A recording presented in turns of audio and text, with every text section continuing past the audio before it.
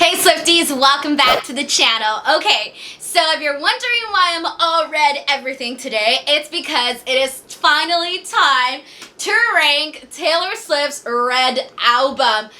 Guys, so ignore everything I've said in every past video about it being so hard to rank the songs, because I thought it was going to be it was a challenge already ranking Reputation, Lover, 1989, and now I didn't know a challenge until I started ranking Red. Guys, this album was so ridiculously hard to rank. Like, I'm only like 50% sure that I ranked everything the way I really wanted to, but I feel that depending on my mood and depending on how I feel, these can change, and it's crazy to say that because it's, you know, Red. We've had Red for quite some time now, and to say that about this one single album, I think is just like, whoosh. So people always say Red deserved a Grammy, and I've always said it too, like, Red deserved a Grammy, Red deserved a Grammy. After re-listening to this album again, just like really listening to it to do this ranking video, I just can't even fathom how Red does not have a Grammy. Like, what the heck?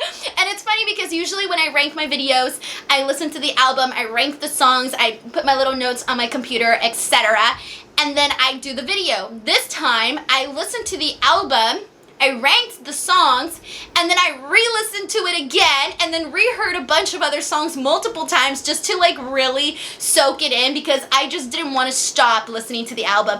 And you know, sometimes when Taylor comes out with new albums, we kind of forget about the past ones. We start listening to everything now. So, you know, I've been listening to Reputation and Lover like non-stop, and you know, I'll go back and listen to a few songs on Red, but then when you go back and you listen to the whole album from the start, it's just like, oh god. So anyways, today I'm gonna go ahead and rank the Red album. So basically I'm gonna be ranking songs 1 through 19, which includes the bonus track. So it includes all of them except the original demo recording. So I'm not doing the original demo recording of Treacherous, Red, or State of Grace.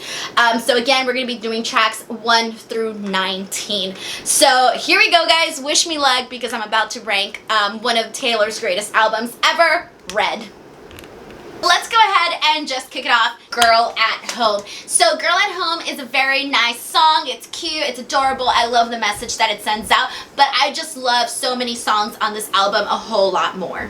Number 18 is gonna go to Starlight. So first of all, great title for a song. It sounds so dreamy, and what I love about this song is that Taylor made a long-lasting love sound so beautiful. Like, it's so dreamy, this song, that you can't help but to just like, you know, fall into it and start singing along to it and imagining yourself and imagining, because when I picture this song, I imagine like a couple. I imagine her talking about this couple, and I just imagine seeing this couple go throughout their life, you know, have their 10 kids and teach them how to dream, you know, that sort of thing. So great song. That's why I'm gonna go ahead and put it there. Number 17 is Everything Has Changed featuring Ed Sheeran. So I've said this like a zillion times, but Ed Sheeran and Taylor Swift could legit do a full album of love songs, heartbreak songs, you name it, and I swear it would be magic. They are magic together. Their voices flow so cohesively well together. I just really like the combination of Ed and Taylor, and I remember being a little bummed when I found out she wasn't going to have a song with Ed on her Lover album, because I kind of like having a song with Ed on every album, and Everything Has Changed is part of the reason why I love having them together. Number 16 is We Are Never Ever Getting Back Together. Okay, so I remember when I first heard this song, I was so shocked because I really had no idea that Taylor could really go all out and make a song like this. You know, it was such a shift from some of her stuff that we were used to hearing, so different from what's on her Fearless album, and you know, stuff like that. So when I first heard this song, I was like, what? Taylor did this song? But it left me wanting more because it was so easy to sing along to. Like, you just get into it, and I just feel like this was a song that anybody could love, whether you're like whatever fan of music you are. I feel like you could easily get into the song. Number 15 is 22. Okay, so it's songs like 22 and 15 that make me want Taylor Swift to do a song about turning 30. I actually thought she might. I know that it was kind of out there, but I kind of hoped that she would for the Lover album, just because you know she's turning 30 this year, and you know I'm a couple years away from turning 30, so I need something to look forward to. So yeah, but it's literally songs like this that just make me want Taylor to do something like for each like different phase of our lives, because 15, 22, 30s, 40s, etc. are so different. So I kind of want a song like that just because I know she can do it 22. So 22 is also great on the Red album, because the Red album includes so many soft songs and so many sad songs, and it was a nice break to have a song like 22. Also, while ranking this album, I realized that I'm really into sad songs. Number 14 is going to be The Last Time, featuring Gary Lightbody of Snow Patrol. Okay, so this is like the first time I had ever heard of Gary when he did this song with Taylor Swift. I had never known his music before, and I just gotta say that I think that out of all the people Taylor Swift has collaborated with, maybe even including Ed Sheeran, I feel that her voice and his voice just mesh so well together. Maybe even a little bit more than Ed Sheeran for that like country-esque vibe. So, okay, what I liked specifically about The Last Time is that usually Taylor Swift does, you know, her sad songs are her perspective, her heartbreak, her version of what happened, right? But with this song, we sort of got the two perspectives. We got the guy and Taylor, so like a guy and a girl voices together. And I like that because I feel like it made it more endearing, because they were both sort of hurting for each other, not just one person hurting for another person. Like, no, it was both of them hurting each other, both of them wanting that person to put them at the name at the top of their list, put their name at the top of the list. So I think that this song, it's just so nice, you know, and I feel that Taylor wrote a really nice song for couples that maybe are in a hard place, but still have something that can sort of bring them back together. Number 13 is gonna go to Stay, Stay, Stay. Okay, so Stay, Stay, Stay is so adorable, so freaking cute. I don't know anybody who can hate this song. How can you hate this song? It's so lovable. So the thing about this song that I think is also great is that this shows that Taylor, we all know Taylor can do very serious, very raw, very emotional songs, but she can also do those really cutesy, adorable songs. And, you know, that's Stay, Stay, Stay. And I think that this one is very Speak Now vibes, so it was nice to have that with the Red album. Number 12 is gonna go to Red. Okay, so I know, right? Red at number 12. Oof, that should tell you how good this album was, guys. That the song the album was named after is at number 12, okay? Don't hate me. Okay, so first of all, what I love about Red is that Taylor wanted to really get the point across of loving someone so passionately, so hard. Loving him was red, you know, she really wanted to get that emotion out there and really describe what it meant to love someone, you know, and describe it as the color red. And I feel that she described it so perfectly, and I feel like a lot of people sometimes, you know, they think that getting over breakups is easy, but it's really not in some cases. And I think that it's really not, especially when you love him, you know, loving him was red. It's hard to get over someone like that. So I just feel like Taylor really nailed the emotion she wanted to get across with this song. Number 11 is gonna go to Holy Ground. So this song reminds me a lot of State of Grace, which is probably why I love them both so much. It's weird though. So when I was like listening to the song right now, I was like, why do I love Holy Ground so much? I don't really know, guys. This is one of the songs where I don't have like a clear, concise reason as to why I love Holy Ground so much. I just know I never skip it, and I know that I couldn't rank it like low on this album. I just really like this song, you know. I like the vibe. I just really like the vibe of this song. It just makes me want to get up and like stand up and like really just like root for something, you know. So there you go, Holy Ground. Number 10 is gonna go to Sad, Beautiful, Tragic. Okay, so this song here, oof. Okay. So one of the things I want to say about this song is when I was listening to it, it kind of reminded me, like the intro, the beginning portion, kind of reminded me of The Archer. I don't know why. I haven't listened to both songs like side by side, but when I was listening to it, I could hear myself singing, combat, I'm ready for combat. Okay, whatever. That's just kind of how I felt in the beginning of Sad, Beautiful, Tragic, like re-listening to it. What I like about this song is the lyrics. The lyrics are everything in this song, okay? Everything. So when I was like younger, I used to write a lot, and then I kind of stopped. But when Red came out and I listened to Sad, Beautiful, Tragic, this song made me want to go back and like really put my feelings on a paper just so that I can express myself in that sort of like level that Taylor Swift does. Obviously not at the same level, but it just made me want to like write and tell my story, because I feel like with Sad, Beautiful, Tragic, she was just like opening up. She essentially wrote like a love, like not a love letter, like a letter to heartbreak. I think that's what Sad, Beautiful, Tragic was to me. And so I just thought that, you know, with her opening up with a song like this and letting her fans in was really, really nice. And that's why I really like Sad, Beautiful, Tragic.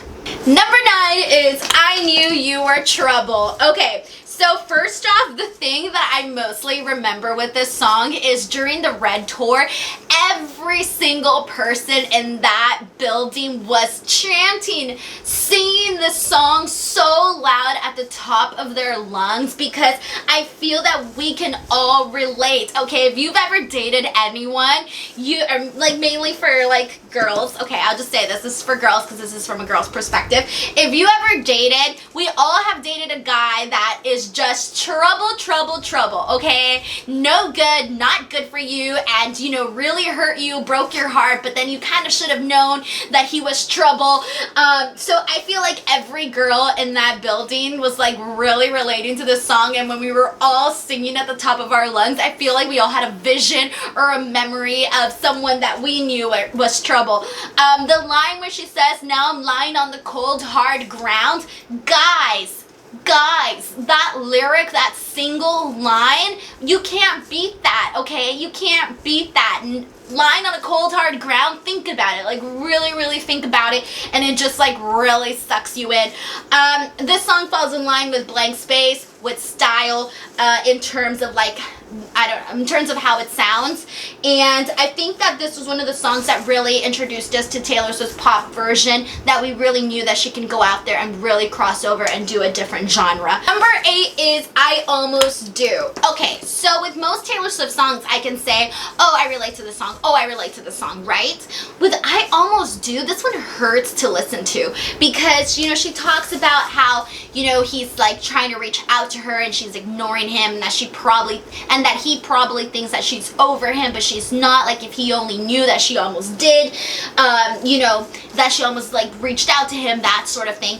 And I listen to it and I'm just like, man, I would never be able to do that. Like, I feel like I'm a sucker. Like, if the person I love breaks my heart and like reaches out to me, I'm gonna be like, okay, like, hey, what's up, you know?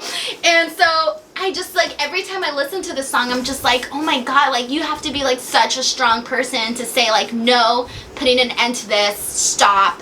And I feel that that's the message I get with this song, with I Almost Do. And every time I listen to it, like, I can totally get where she's coming from, but I also know that it takes another level of strength, I think. So that's why I really like I Almost Do.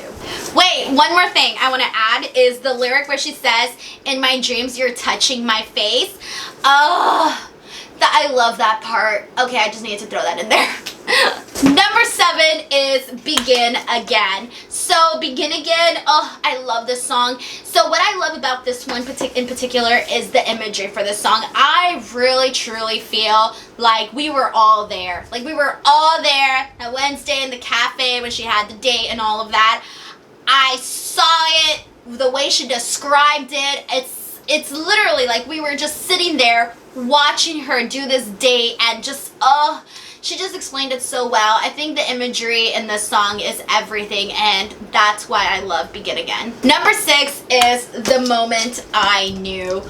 Okay, guys, so every time I listen to The Moment I Knew, like, no matter how many times I've heard this song, I just keep thinking to myself, holy dang, I cannot believe that this happened to Taylor. I mean, obviously it's just an assumption, right, that this happened to Taylor. Dude, like, imagine that. Can you, like, seriously imagine that? Just the person you love so freaking much not showing up to your birthday party and having to, like, have everybody there ask you about him and, you know, feeling so awful you have to cry in front of everybody and then everybody knows that this happened to you. Like, when I hear this song, it breaks my heart listening to this song. Like, as a fan, it, like, hurts listening to the song thinking that this happened, you know? And every time I wonder to myself, like, did this happen? Like, oh my god, you know?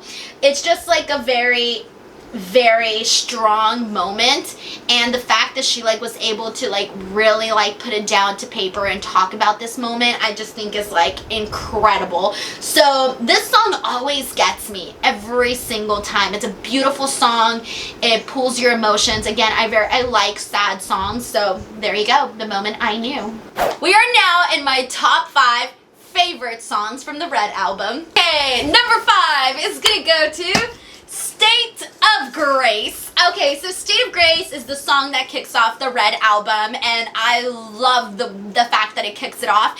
So what I like about the song is that I feel it really captures the independence of somebody, like an independent person that ends up falling in love, and this love is so real, and I just feel like she really captured, like, the fact that maybe somebody wasn't expecting this love to come to them, you know, but then it did, and it was, like, worth fighting for it.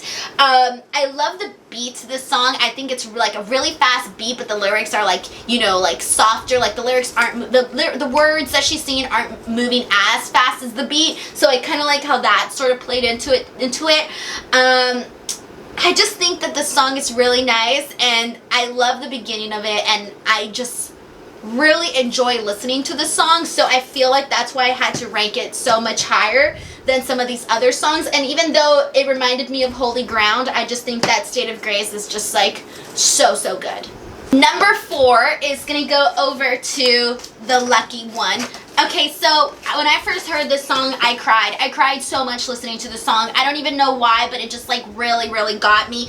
I love the perspective that Taylor took with this song, where it's almost like she's singing about somebody else, but then she turns it around and it's about her and, you know, being famous. And then when she talks about the young things lining up to take her place, oh, just so much of this song. It's Taylor really opening up and talking about fame, and that's one of the things that, you know, when she came out with the Lover, the deluxe album, and she included her diary entries, those were some of my favorite entries, where she talks about what it's like to be famous. Because you guys gotta, like, Taylor Swift is so freaking famous. Like, I can't even imagine always having these cameras and all these people always watching and being interested in every single thing that you do.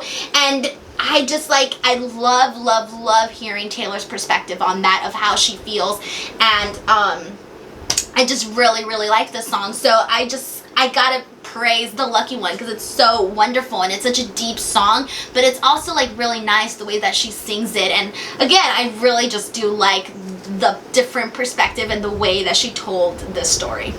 Number 3 is Come Back, Be Here. Okay, I didn't realize how much I love this song until it's just that song that I always feel like listening to when I listen to the Red album. So Come Back, Be Here, I love that you can feel her frustrations. You can feel her longing. Like, when you listen to this song, like, you can feel that she really wants to be with that person, or wanted to be with that person. And even then, like, it makes me feel like running to the person that I love, because you just want to be with them all the time. I know, right? Super clingy. Well, me, okay?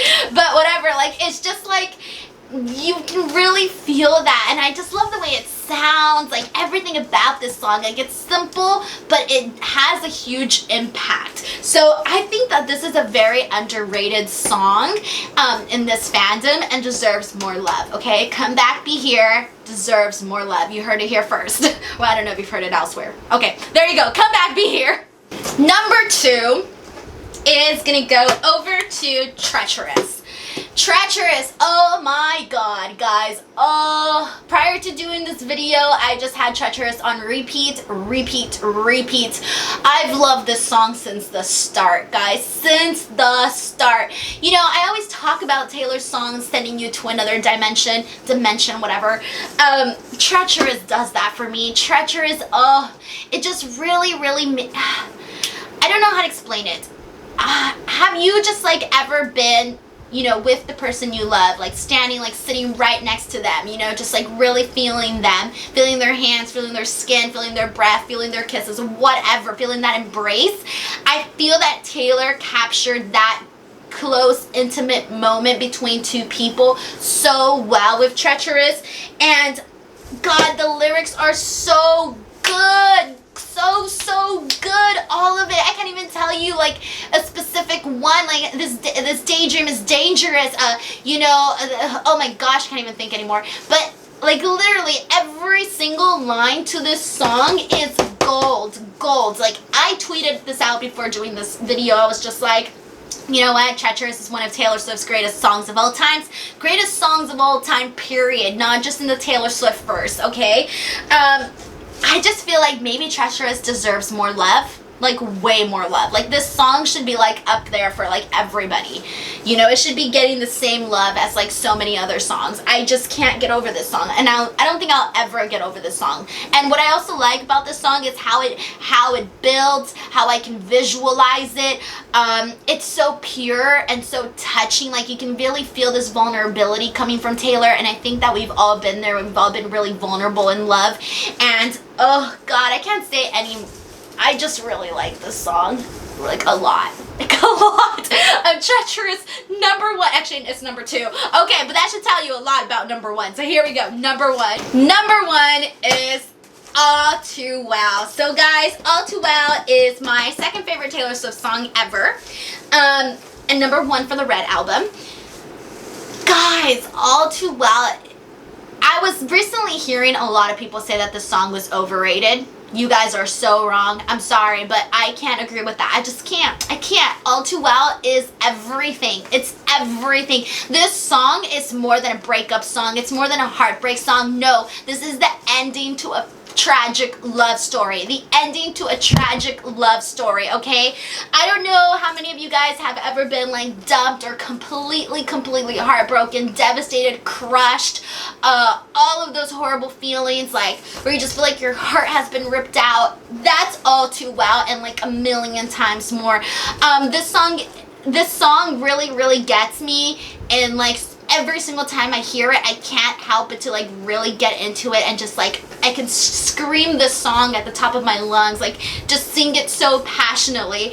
I love how she talks about her innocence, the pure love that she gave, you know, in this affair that she was having, and you know, still coming out destroyed out of it. Let's see, what else did I want to add about this? I think I've already said everything I wanted to say about this song. I just think All Too Well there's a reason why this song is so beloved in this fandom, and I'm so glad it is, because it deserves so much love. And I was so happy when Taylor Swift sang it at the Reputation Stadium tour. I was like, yes, LA got All Too Well, yes. So there you go, guys. This is my ranking for the Red album. It was so hard. You know, usually I welcome you guys to rank your songs and leave them in the comment section, but I just feel like a super evil person to ask you guys to rank the Red album, because it is so hard. I was physically like, I had a really hard time with some of these songs. Like, so many of these songs, like up here, that could have easily been down here, but you know, we just had to make some decisions here. So anyways, guys, let me know what you thought about this ranking video. Send me your thoughts on the Red album in its entirety. If you guys want to rank the songs, you are more than welcome to. Also, I'm working my way down from Lover to Taylor Swift, so if you guys want to see my past videos, I'm going to link them in the description box so that you guys can see them.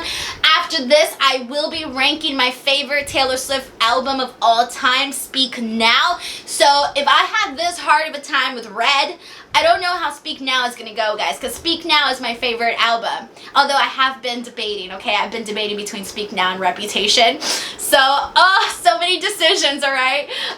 Guys, give this video a like. As always, please subscribe to the channel. I do all types of videos, as you guys can see. Sometimes my channel makes no sense, but what can I say? I post what I love. I love lots of things. So give this video a like, subscribe to the channel.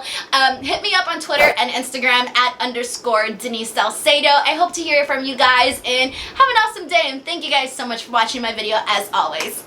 Bye!